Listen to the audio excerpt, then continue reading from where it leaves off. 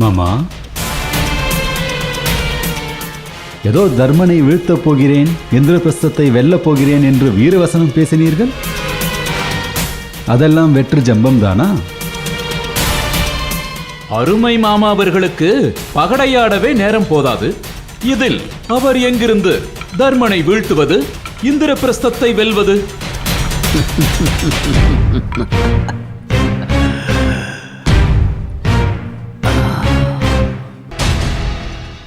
மருமகன்களே, இந்த மாமனின் விளையாட்டுத்தான் வினையாகப் போகிறது. இந்திரபிரஸ்தத்தையும் அந்த திரௌபதியையும் உங்கள் கால்களில் கொண்டு வந்து வீழ்த்தப் போகிறது. ஏதேனும் கனவு கண்டீர்களா மாமா? கனவுதான். கண்டதும் பலிக்கும் அதிகாலை கனவு. சொல்வதை விளங்கச் சொல்லுங்களேன்.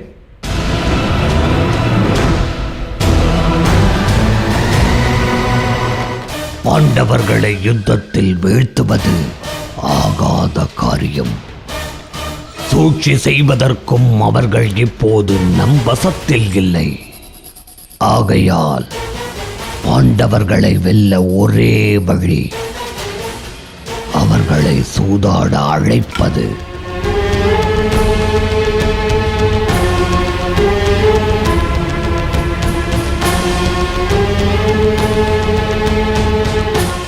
மாமா, சூதாட அழைத்தால் பாண்டவர்கள் வருவார்களா? அழைக்க வேண்டியவர்கள் அழைத்தால் நிச்சயம் வருவான். அதிலும் யார் வருகிறார்களோ இல்லையோ, நிச்சயம் தருமன் வருவான். ஏனென்றால் அவன் சூதாட்ட பித்தன். சூதில் நம்மால் பாண்டவர்களை வென்றுவிட முடியுமா மாமா? பாண்டவர்கள் அஸ்திர சஸ்திர வித்தையில் சமர்த்தர்களாக இருக்கலாம், யுத்த களத்தில் மாவீரர்களாக இருக்கலாம். ஆனால் சூதில் உங்கள் மாமனை வெல்ல இன்னொருவன் பிறக்க வேண்டும். ஏனென்றால் என் பகடையின் சரித்திரம் அப்படி. அப்படி என்றால் நாம் பாண்டவர்களுக்கு உடனே அழைப்பு விடுக்கலாம். அது அத்தனை சுலபமான காரியம் அல்ல துச்சாதனா. அரசர் திருதராஷ்டிரர் மனது வைத்தால் மட்டுமே இங்கே பாண்டவர்களுக்கும் கௌரவர்களுக்கும் சூதாட்டம் நடக்கும். அதற்கு அரசர் மனது வைப்பது துரியோதனன் கையில் தான் உள்ளது. இப்போது நான் என்ன செய்ய வேண்டும் என்று எதிர்பார்க்கிறீர்கள்? சூதாட்டத்திற்கு அரசரின் சம்மதம் பெற வேண்டும். சம்மதம் தருவாரா? கண்டிப்பாக. என்ன இது? அரசே, தாங்கள் தான் எனக்கு அனுமதி தர வேண்டும். இல்லை என்றால் அரசே.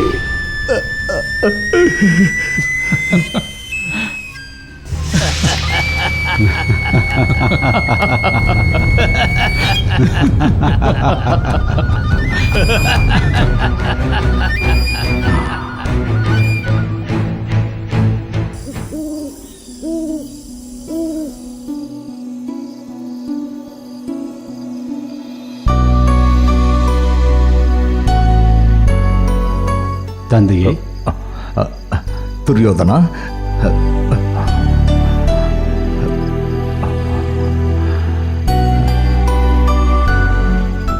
தந்தையே, வாருங்கள், அமருங்கள்.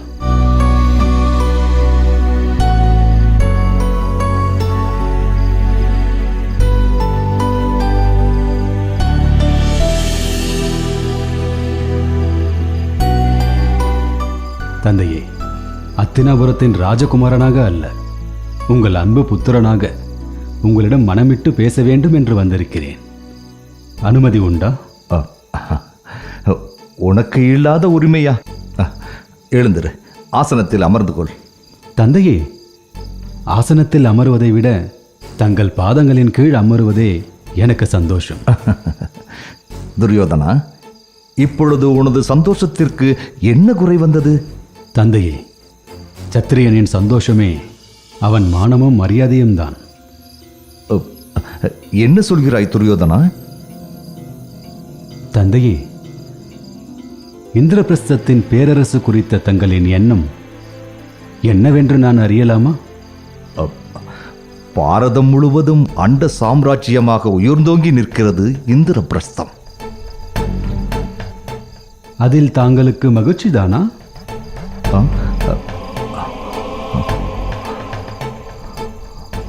சொல்லுங்கள் தந்தையே, அதில் தாங்களுக்கு மகிழ்ச்சிதானா? ஒரு வகையில் மகிழ்ச்சிதான். மற்றொரு வகையில்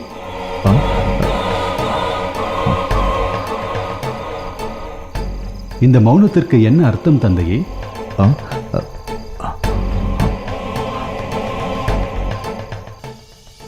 இந்திரபிரஸ்தத்தில் செல்வங்கள் மலை போல் குவிந்து கிடக்கிறது.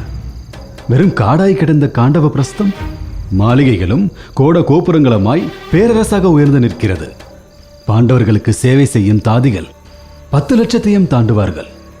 அவர்களின் படை பரிவாரங்களை காணும்போது என் நெஞ்சம் அச்சத்தில் தவிக்கிறது. துரியோதனா,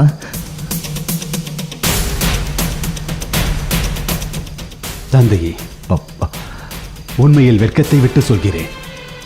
பொறாமை தீயால் என் மனம் வேகிறது. அணையா நெருப்போடு என்னால் வாழ இயலாது தந்தையே. துரியோதனா, அத்தினாபுரத்தில் இல்லாத செல்வங்களா? நீ ஏன் பாண்டவர்களிடத்தில் பொறாமை கொள்கிறாய்? இந்த பொறாமை தீயை போக்கிவிடு மகனே. இல்லையேல் அது பெரும் நாசத்தையே நமக்கு நல்கும். முடியவில்லையே தந்தையே, தாங்கள் அறிந்திருப்பீர்கள். இருந்தாலும் நினைவூட்டும் இடத்தில் நான் இருக்கிறேன். போதும் என்று நினைப்பது அந்தணரின் தர்மம். தன் தேவைக்கு மீறி ஒரு பிடி அரிசி மீர்ந்தாலும் அதை மற்றொரு நாளுக்கு வைத்துக் கொள்வது என்று நினைப்பதை பாவம் என்று கருதுவது அந்தணரின் தர்மம். ஆனால் சத்திரியனுக்கு வையகமே வசப்பட்டாலும் அவன் அடுத்த உலகை வெற்றி பெற வேண்டும் என்று நினைக்க வேண்டும். சத்திரியனின் ஆசை ஒரு எல்லைக்குள் அடங்காது. பிரபஞ்சமே தன்னுடைய இலக்காக இருக்க வேண்டும். ஆகவே பாண்டவர்களின் ராஜ்யம் நம் வசமாக வேண்டும். இந்திரபிரஸ்தம் நம் ராஜ்யத்தோடு இணைய வேண்டும். துரியோதனா, அது எப்படி சாத்தியமாகும்? தந்தையே, தாங்கள் மனது வைத்தால் அது நிச்சயம் சாத்தியமாகும். எப்படி சாத்தியமாகும்? தர்மன் சம்மதிக்க மாட்டானே. பகைவனை பலத்தினால் வெல்ல முடியாவிட்டால் தந்திரத்தால் வெல்ல வேண்டும். அச்சத்தை தவிர்த்தவன் மழைக்காலத்து ஆலமரமாக விருத்தி அடைகிறான். பாண்டவர்களிடத்தில் எனக்கு அச்சமில்லை. ஆகவே ஆலமரமாக விருத்தி அடையவே விரும்புகிறேன் தந்தையே. துரியோதனா, சுற்றி வளைத்து ஏதோ கூற வருகிறாய். அதை கூறிவிடு. என்னிடம் என்ன தயக்கம்? பாண்டவர்களை சூதாட அத்தினாபுரம் அடைக்க வேண்டும் தந்தையே. சூதாட்டமா? ஆம் தந்தையே. சூதில் பாண்டவர்களை வென்றால் இந்த உலகம் நம்மை தூற்றுமே. உலகம் 1000 கூறட்டும். அதை பற்றி கவலைப்பட்டு கொண்டிருந்தால் நமது சந்தோஷம் போய்விடும். உங்கள் புத்திரனின் மானம் முக்கியமா அல்லது ஊர்பழி முக்கியமா? கூறுங்கள் தந்தையே. துரியோதனா, 1. அத்தினாபுரத்திற்குள் பாண்டவர்களோடு சூதாட வேண்டும். இல்லையேல் எனது மரண ஊர்வலம் நடக்கும். ஐயோ, அப்படி கூறாதே மகனே, அப்படி கூறாதே. நான் வாழ்வதே உனக்காகத்தான். கலங்காதே. நான் சூதாட்டத்திற்கு அழைப்பு விடுக்க நாளை சபையில் ஏற்பாடு செய்கிறேன்.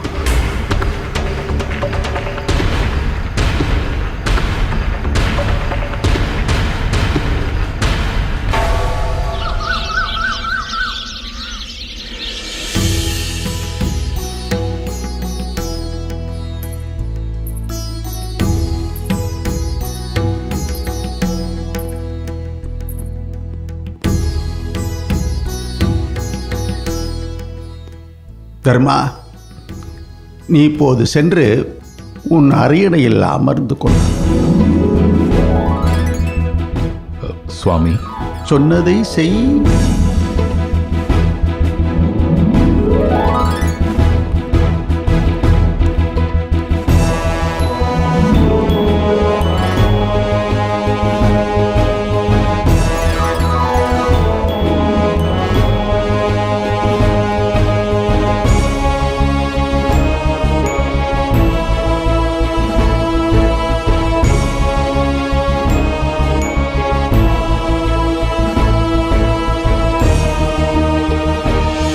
தர்மா, இப்பொழுது உனக்கு மேலே யார் இருக்கிறார்கள்?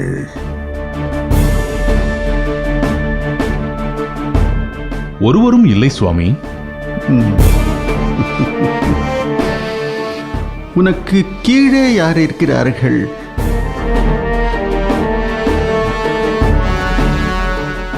தாங்கள் உட்பட அனைவரும் இருக்கிறீர்கள் சுவாமி. தர்மா, நீ அடைய வேண்டிய உச்சத்தை அடைந்து விட்டாய். இனி அடைவதற்கு ஏதும் இல்லை. தர்மா, யாரையேனும் அழை. யார் அங்கே?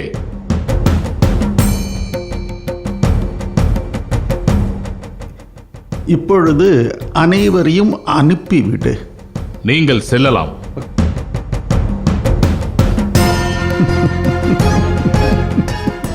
தர்மா, உன் ஒரு சொல்லுக்கு இந்த உலகமே அசைந்தாடும் காலம் இது.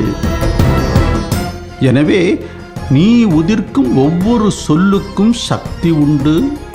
உன் ஒவ்வொரு அசைவிற்கும் எதிர்வினை உண்டு என்பதை நீ உணர்ந்து கொள்.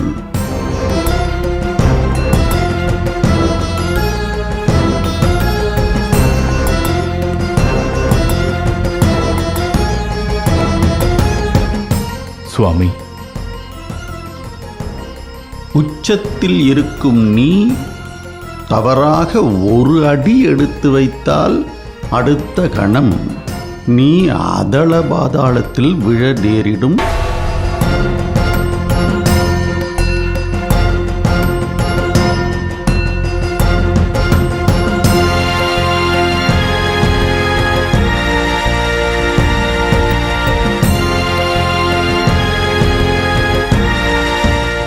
சுவாமி, தாங்கள் எதையோ பூடகமாக கூறுவது போல் தோன்றுகிறது. குந்தி, வாழ்க்கையே பூடகம்தான். பூடகத்தை அறிவதால் ஒரு பயனும் இல்லை. கர்ம வினை என்னும் ராஜபாட்டையில் வாழ்வென்னும் தேர் ஓடித்தான் தீர வேண்டும். இறுதியில் பாதையை மாற்ற உனக்கும் உரிமையில்லை, எனக்கும் உரிமையில்லை. தாங்கள் கூறுவது ஒன்றும் விளங்கவில்லையே சுவாமி. தர்மத்தின் தலைமகன் நீ உயிர் மூச்சாக சுவாசிக்கும் தர்மமே உனக்கு எதிராக வாளேந்தி நிற்கும் காலம் வரும். சுவாமி, கவலைப்படாதே தர்மா. தர்மம் தோற்றதாக சரித்திரம் இல்லை. இந்த பிரபஞ்சத்தில் இறுதியாக நிலை பெற்று நிற்பது தர்மம் ஒன்றே. இந்த பிரபஞ்சத்தை இயக்குவதும் தர்மமே. தர்மத்தின் பாதை கரடுமுரடானதுதான், ஆனால் சென்றடையும் இடம் பூஞ்சோலையாக இருக்கும். நான் இந்திரபிரஸ்தத்திலிருந்து புறப்பட விரும்புகிறேன். உத்தரவு சுவாமி. தீர்காயுஷ்மான் பா.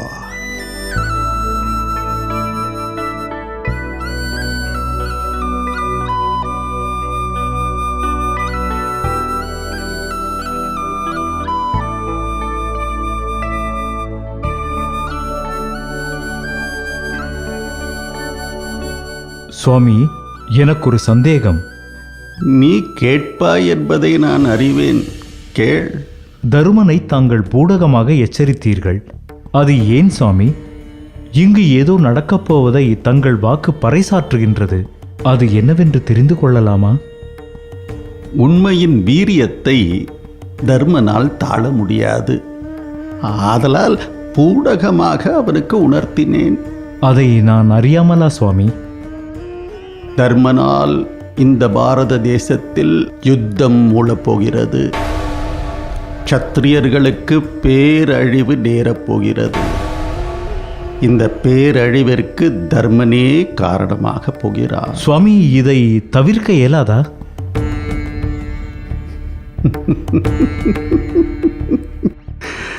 மரணத்தை தவிர்க்க முடியுமா வைஷம்பாயனா? சுவாமி, தர்மனால் ஏன் இந்த நிலை? தர்மத்தை நிலைநாட்ட பூலோகத்திற்கு வந்த சக்திகளில் ஒருவன் தர்மன். அவனுக்கு துணை நிற்பாள் திரௌபதி.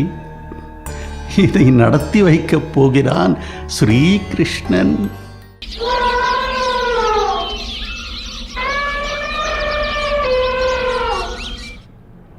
பாண்டவர்கள் மாண்புடையவர்கள், நம்மீது பேரன்பு கொண்டவர்கள்.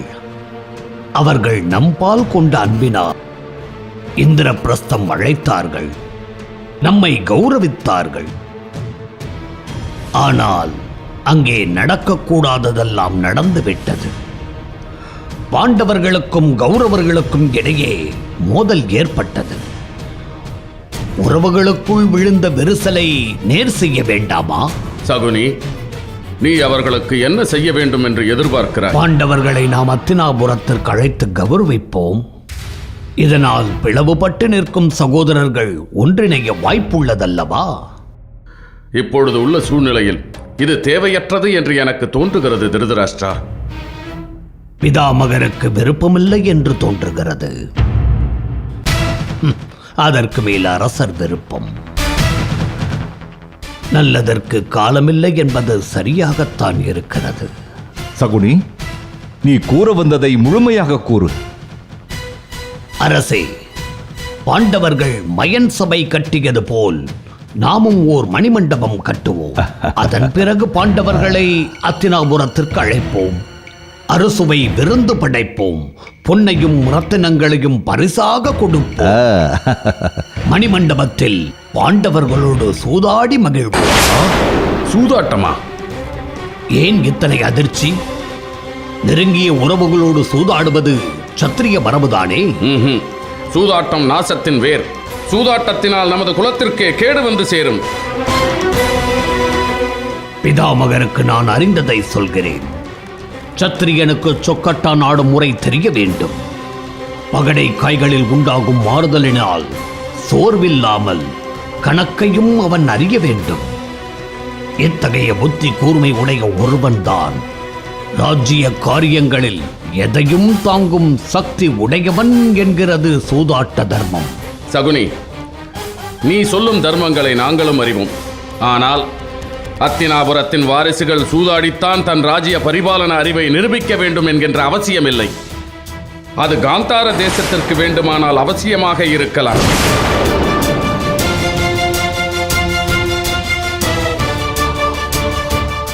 அரசே, அடியேன் நான் பாண்டவர்களை கௌரவிக்க விரும்பினேன். அதற்கு பிதாமகர் காந்தார தேசத்தை கடுமையாக சாடுகிறார். விருந்தென்றால் அதில் பொழுதுபோக்கு இருப்பது இயல்புதானே. அதிலும் தருமன் அவன் தந்தையைப் போல் சூதாட்டத்தில் மிகவும் விருப்பம் உள்ளவன். அதனால் தான் நான் இந்த யோசனையை முன்வைத்தேன். சகுனி, முக்காலத்தையும் அறிந்த முனிவர்களான அசிதரும் தேவலரும் சூதாட்டத்தை பற்றி என்ன சொல்லி இருக்கிறார்கள் என்று தெரியுமா? கூறுங்களேன், நாங்களும் தெரிந்து கொள்கிறோம். சூதாடுவது மகா பாவம். சத்திரிய தர்மத்தின்படி யுத்தம் செய்து வெற்றி கொள்வதே சிறந்தது.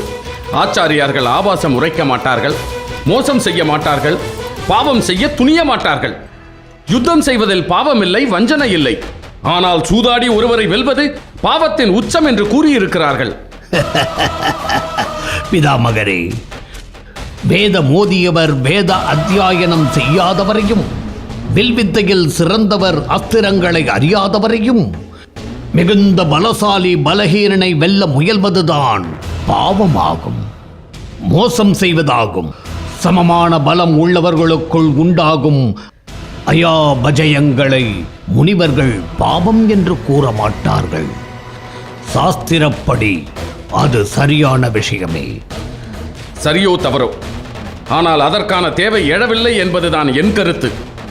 அவசியமில்லாத வேலைகளை செய்யும் போது அனாவசியமான சிக்கல்கள் ஏற்படும். அரசே, சொல் சகுனி.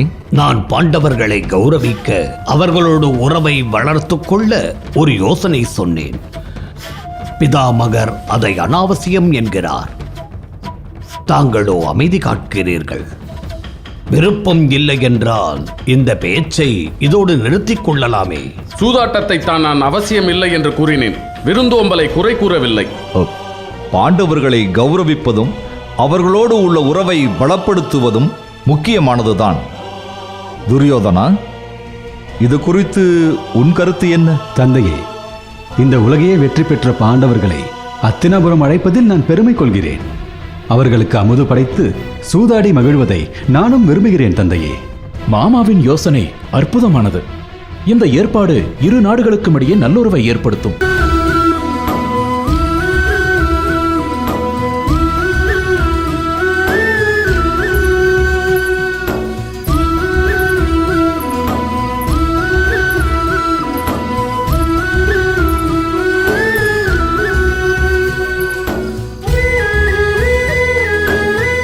கிருஷ்ணா,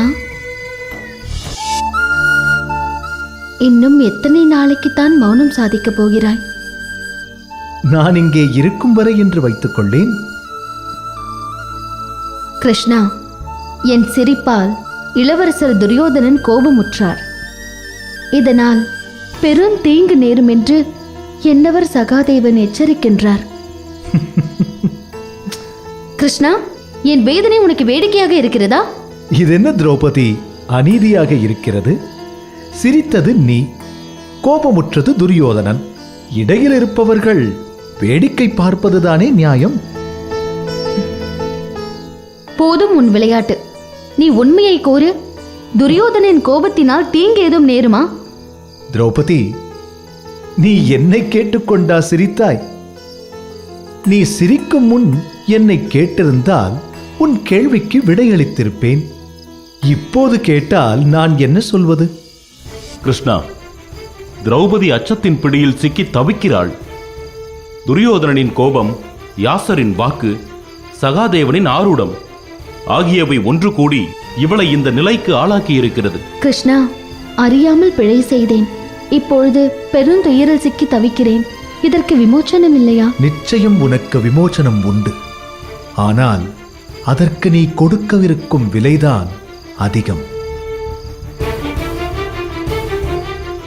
கிருஷ்ணா, என்ன சொல்ல வருகிறாய்?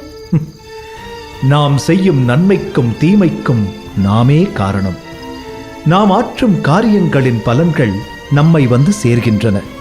மாமரம் நட்டால் நல்ல மாங்கனியை நல்கும். காஞ்சிர மரத்தை நட்டால் உயிர் குடிக்கும் காஞ்சிரம் காயே பலனாக கிட்டும். கிருஷ்ணா, அத்தனையும் உன்னால் வந்த வினை. ஆதலால் நீ ஆற்றிய காரியங்களின் பலனை நீயல்லவா அனுபவிக்க வேண்டும்? நன்றாக இருக்கிறதே உன்னுடைய நியாயம். புன்னகை முகத்தோடு நான் இருப்பதால் என்னை பாலகன் என்று எண்ணிவிட்டாயா பீமா? பாவத்தை நீங்கள் ஆற்ற பலனை நான் அனுபவிக்க வேண்டுமா? மயன் சபைதான இத்தனை பிரச்சனைகளுக்கும் காரணம்? நீயல்லவா மயனிடம் மாயாஜாலங்கள் நிறைந்த சபையை கட்டப்பணித்தாய். அதனால் தானே துரியோதனன் அவமானப்பட்டான். அதை கண்டு திரௌபதி நகைத்தாள். நன்மை நேர்ந்தால் அதற்கு காரணம் நானே என்று மார்த்தட்டி இருமாந்து போவதும், தீமை நேர்ந்தால் அதற்கு பிறரை சுட்டுவதும் தானே மானிட இயல்பு. அதற்கு நீயும் விதிவிலக்கல்ல பீமா. தத்துவங்களை உதைத்து சமாளிக்க நினைக்காதே. மயன் சபை கட்ட மயனை பணித்ததே நீதானே? ஆம், நானேதான். ஆனால் மயனை தீயிலிருந்து காத்தது யார்?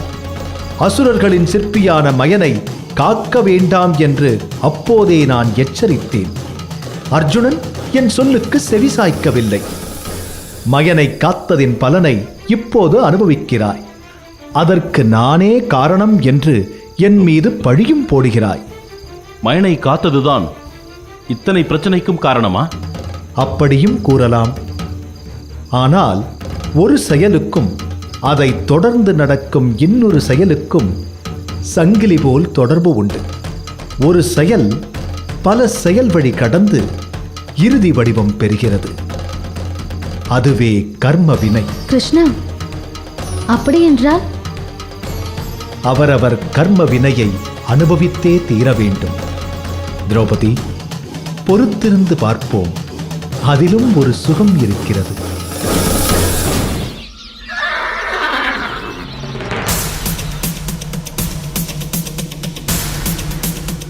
பாண்டவர்களுக்காக தேவர்களின் சிற்பி இந்திரபிரஸ்தத்தை சிருஷ்டித்தான். அசுரர்களின் சிற்பி மயன் சபையை நிர்மாணித்தான். நம்மால் விஸ்வகர்மாவையும் அழைக்க இயலாது, மயனையும் அழைக்க இயலாது.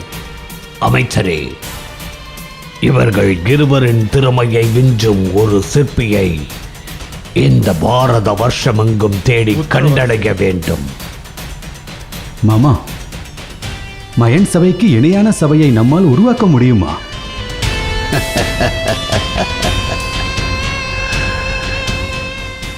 நிச்சயம் முடியும். முயற்சி என்றும் வீண் போவதில்லை. விஸ்வகர்மாவும் மயனும் தங்கள் மாயா சக்தியால் கனப்பொழுதில் சபையை நிர்மாணித்திருப்பார்கள். நாம் மனித சக்தியால் அதை உருவாக்குவோம். சகுனி, இத்தனை அரும்பாடுபட்டு செல்வங்களை வாரி இறைத்து இப்படி ஒரு மணிமண்டபம் எழுப்புவது தேவைதானா? பாண்டவர்களை நேரடியாக சூதாட்டத்திற்கு அழைக்க இயலாதே. அதற்கு ஒரு காரணம் வேண்டாமா? அந்த காரணம்தான் நாம் எழுப்ப இருக்கும் மணிமண்டபம். மேலும் அத்தினாபுரத்தின் பெருமையை இந்த உலகிற்கு பறைசாற்ற வேண்டாமா தந்தையே? பாண்டவர்களுக்கு எந்த விதத்திலும் சளைத்தவர்கள் அல்ல என்பதை அவர்களுக்கு நாம் புரிய வைக்க வேண்டாமா? அமைச்சரே, அத்தினாபுரத்தில் நிர்மாணிக்கப்பட உள்ள மணிமண்டபம் 1000 தூண்களை கொண்டதாக இருக்க வேண்டும். 100 வாசல்கள் அமைக்க வேண்டும். ஒவ்வொரு வாசலும் ஒவ்வொரு ரத்தினங்களால் இழைக்கப்பட வேண்டும். 1000 தூண்களும் பொன்னாலும் வைரங்களாலும் மிளிர வேண்டும். விசித்திரங்களும் வினோதங்களும் வியப்புகளும் மண்டபத்தில் நிறைந்திருக்க வேண்டும். மொத்தத்தில் இந்திரலோகத்திற்கு இணையாக இந்த மணிமண்டபம் விளங்க வேண்டும். உத்தரவரசே.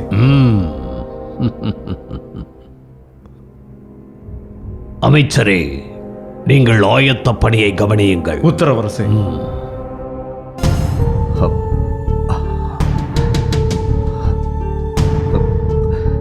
சகுனி, இந்திரபிரஸ்தம் சென்று வந்தது முதல் எனது இடது கண் துடித்துக் கொண்டே இருக்கிறது. என் செவிகளில் அபாயசங்கின் நாதம் ஒலித்துக் கொண்டே இருக்கிறது.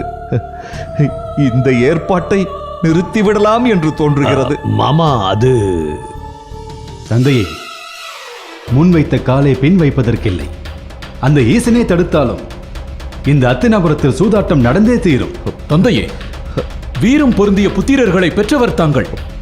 நாங்கள் 100 பேர், பாண்டவர்கள் 5 பேர்.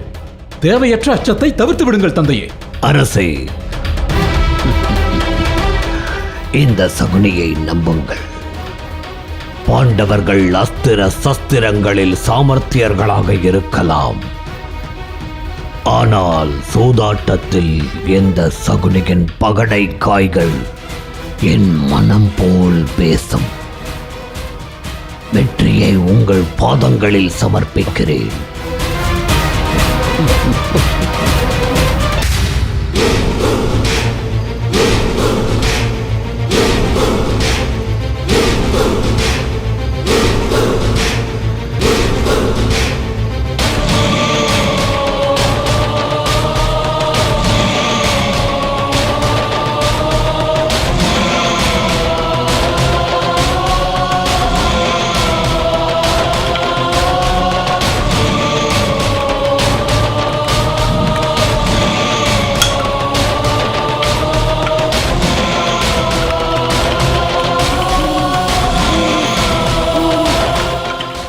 அரசே, போயிங்கிருந்து.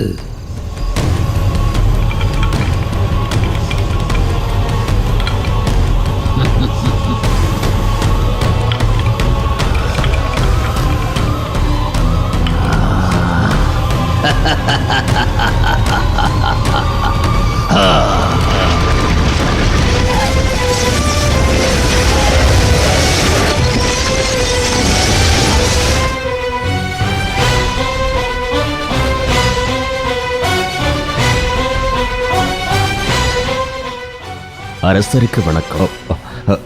வா விதுரா. அரசே, தாங்கள் அழைத்ததாக உத்தரவு வந்தது. அத்தினாபுரத்தில் எழுந்தருளியிருக்கும் மணிமண்டப வேலைகள் முடிந்துவிட்டது. அறிவாயல்லவா விதுரா? நன்கு அறிவேன் அரசே.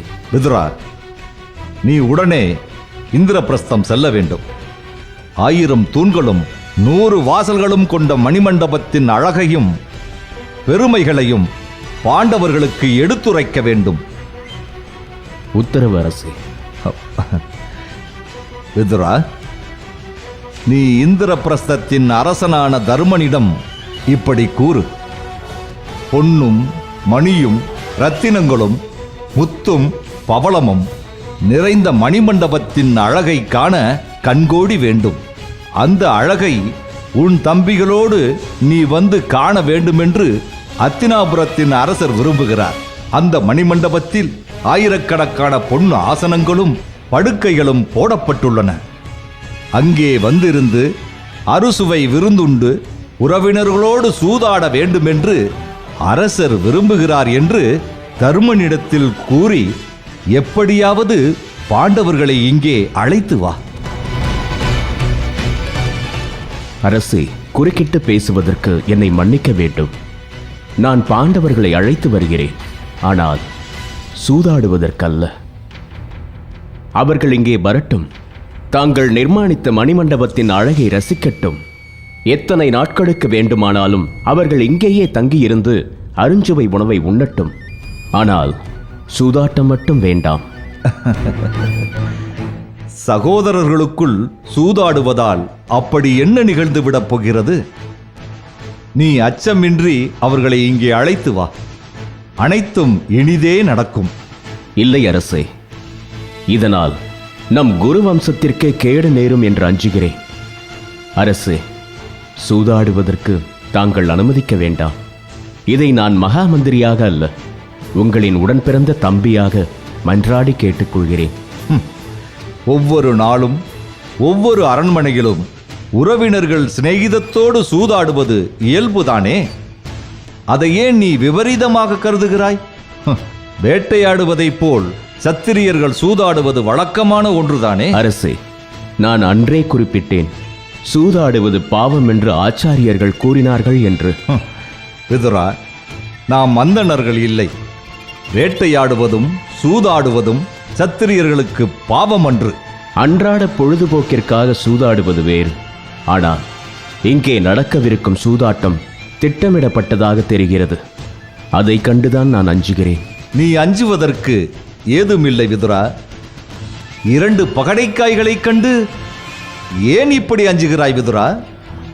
அரசே, விதுரா, விதி பிரதிகூலமாக இருக்கிறது.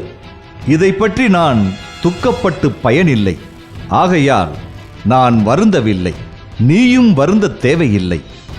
அஞ்சவும் அவசியமில்லை. நீ இந்திரபிரஸ்தம் சென்று மகாசூரர்களான பாண்டவர்களை அழைத்து வா. இது என் கட்டளை. அப்படியே ஆகட்டும் அரசே.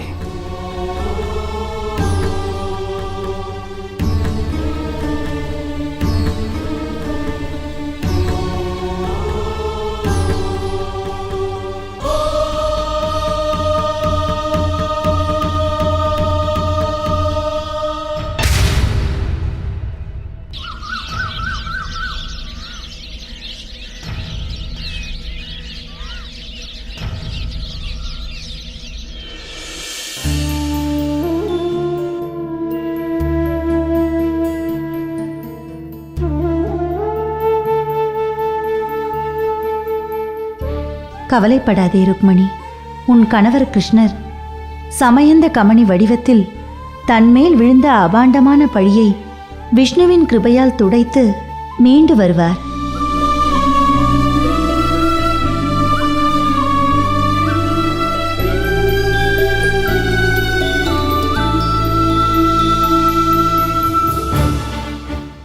ருக்மணி, உன் பிரார்த்தனை வீண் போகவில்லை அம்மா. கிருஷ்ணன் மேல் சத்ராஜித் கூறிய குற்றச்சாட்டை கிருஷ்ணனே பொய் என்று நிரூபித்து விட்டான்.